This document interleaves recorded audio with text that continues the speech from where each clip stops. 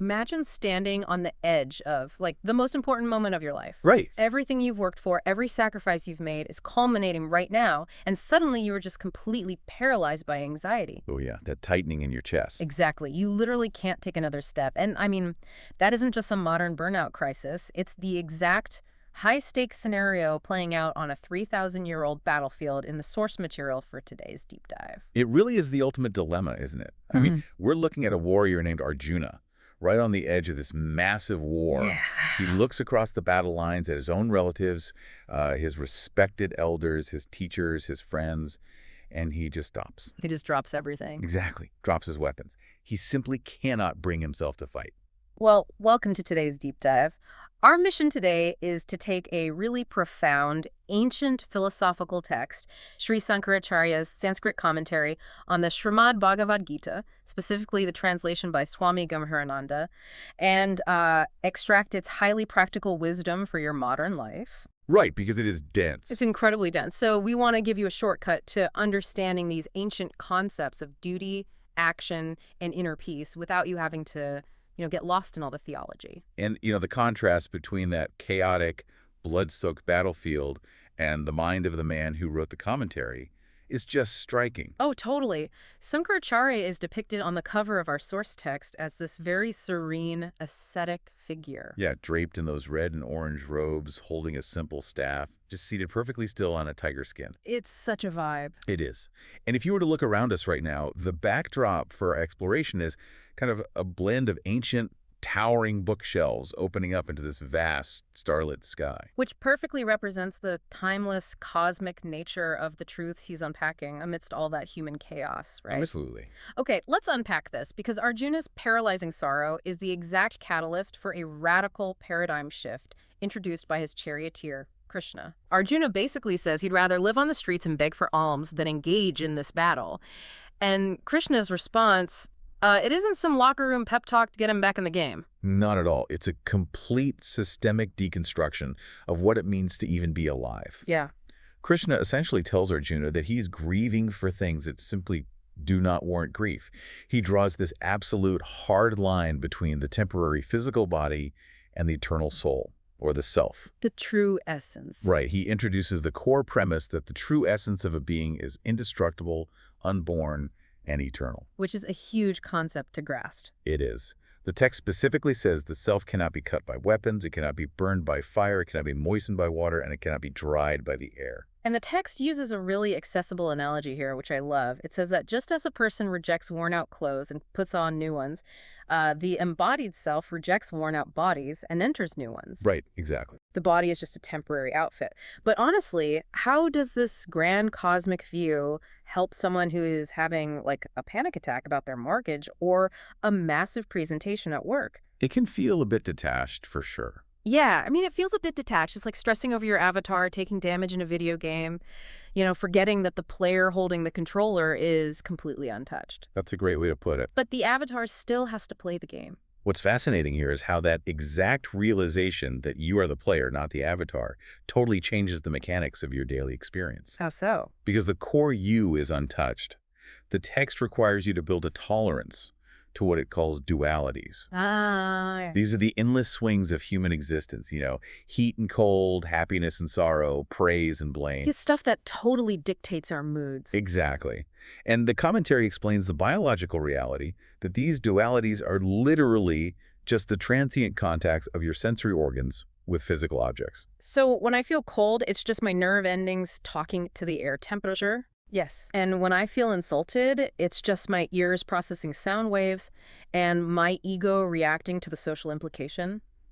It has beginning and end. It's passing weather. Yes, passing weather. Yeah. And understanding that mechanism is what creates the Sthita Prajna. Sthita Prajna. Yeah, the person of steady wisdom. And this isn't some mystical trance. It's actually a highly functional psychological state. Right. Because they know these sensory inputs are just passing weather. Right. They don't get overly elated when things go perfectly, and they aren't completely crushed when everything falls apart. Because they know the underlying reality is unchanging. Exactly. They maintain an equilibrium. I see what you're saying, though. It's hard to reconcile that with real life. Because if the body is just a temporary outfit And the physical world is just a bunch of transient sensory contacts that don't really touch the core me. Right. The logical conclusion feels like nihilism. I mean, why get off the couch? Right, why bother? Yeah. Why shouldn't Arjuna just drop his bow, walk away, and go meditate in a cave forever? Why bother doing anything? Krishna actually anticipates that exact argument. Oh, he does. Oh, yeah. And he shuts it down by introducing the philosophy of karma yoga, acting without attachment to the results. Okay. He issues one of the most famous directives in all of philosophy. He says, your right is for action alone, never for the results. Never for the results. Right. And he explains that sitting on the couch doing nothing isn't actually possible. Wait, why isn't it possible? I mean, I can physically choose to just not move. Well, biologically and cosmically, you are never inactive. The text introduces the concept of the gunas. The gunas, okay. Yeah, you can think of the gunas as the fundamental source code or operating system of nature. There are 3 of them. What are they? Sattva, which is light and harmony. Rajas, which is passion and activity. And tamas, which is inertia and darkness. Okay, so light, passion, and inertia. Exactly. And these qualities are woven into everything, including your own body and mind. You're constantly breathing, your cells are metabolizing, your mind is generating thoughts. So you're always doing something. Right. The gunas force absolutely everyone to act. Okay, so the text is saying you can't hack the system by just faking inactivity. No, you can't. In fact, it specifically calls out the hypocrite who sits perfectly still, maybe pretending to be in deep meditation, but mentally they are completely obsessing over sense objects. Yes. Their body's quiet, but their mind is running a marathon of desire. Which proves that physical withdrawal does not equal freedom. Freedom isn't about stopping action. It's about changing your relationship to it. Right. The enlightened person realizes that when they act, it is merely the gunas acting upon the gunas. Here's where it gets really interesting, because the gunas acting upon the gunas, that sounds like a massive loophole for dodging responsibility. It does sound like that, yeah. It sounds like saying, hey, my biology made me do it. It's just my source code acting out. Don't blame me. How does the text prevent people from using this to justify terrible behavior? By framing action as a sacrifice. It's not a free pass to act selfishly. It means your senses, which are products of nature, are simply interacting with the objects of the world, which are also products of nature. Okay, I'm following. When you truly grasp this, you dismantle the ultimate trap, which is the human ego. You stop thinking, I am the great doer, I am the conqueror. You realize nature is just processing nature. You do your duty rigorously, but you offer the action up to a higher reality, remaining totally equipoised in success or failure. So translating this to the listener's daily grind right now, let's say you're pouring 100% of your effort, your late nights, your creativity into a massive project at work. Right. You do the work fiercely. But to practice karma yoga, you have to protect your inner peace by completely detaching from whether it gets you the promotion or, whether your boss even likes that. Exactly. You relinquish the result. You just do the action because it is the right action to take in that moment. That is skillfulness in action. You act, but because you aren't obsessively thirsting for the reward, the action doesn't bind you to anxiety or disappointment. But let's be real. Acting without caring about the reward goes against our basic wiring. Oh, completely. We crave the dopamine hit of the reward.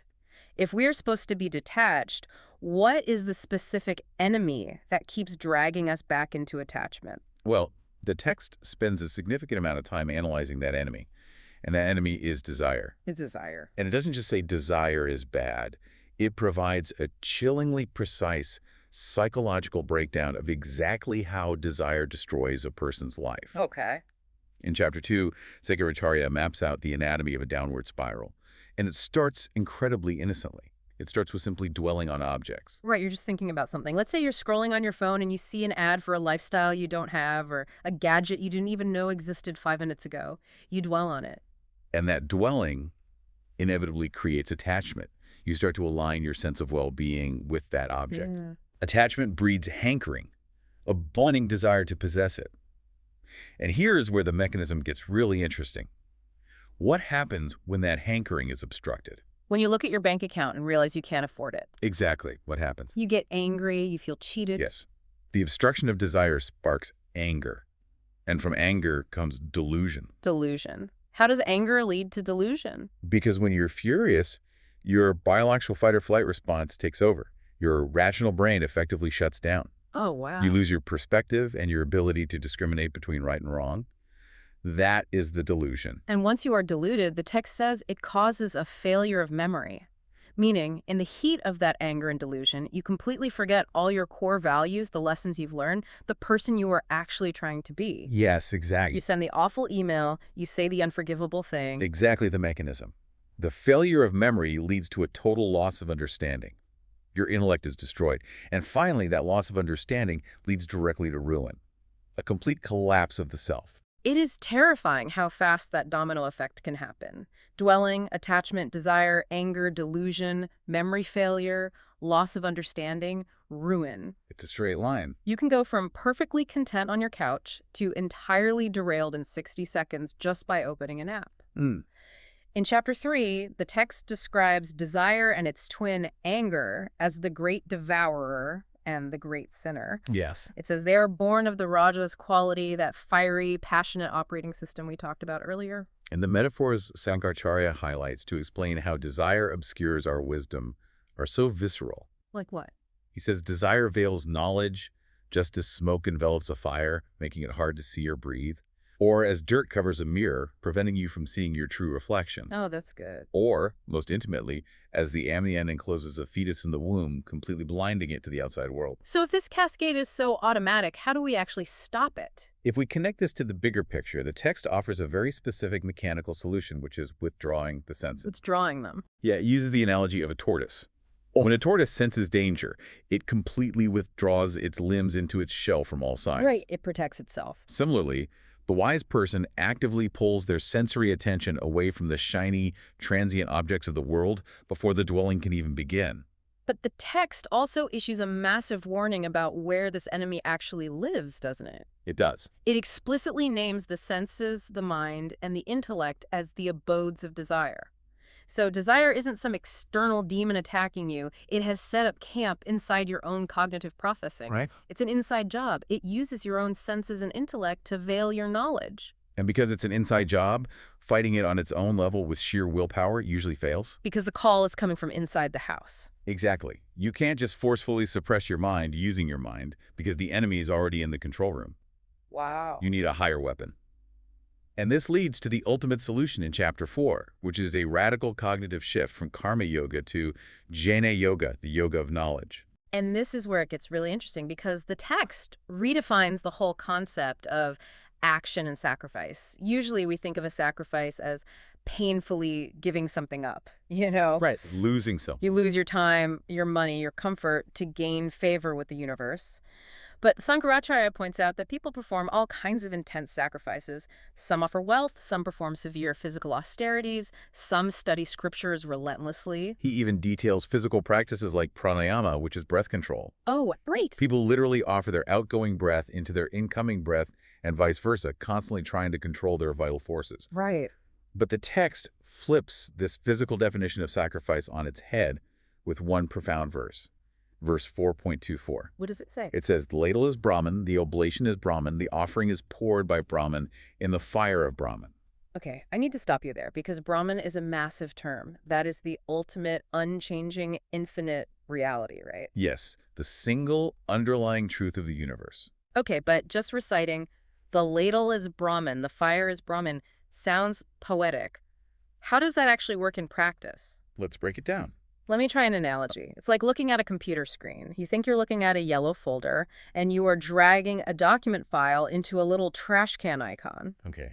But really, there is no folder, there is no file, and there is no trash can. It's all just the exact same pixels turning on and off on a monitor. It is all just underlying code. That is a brilliant way to conceptualize it. Mm-hmm. The text elevates sacrifice from a physical ritual to a realization of that exact underlying code. Oh. And when it says the ladle is Brahman, it means the physical instrument you are using is made of the ultimate reality. The oblation, the thing being offered, is the reality. Right. The fire is the reality, and you, the person pouring it, are the reality.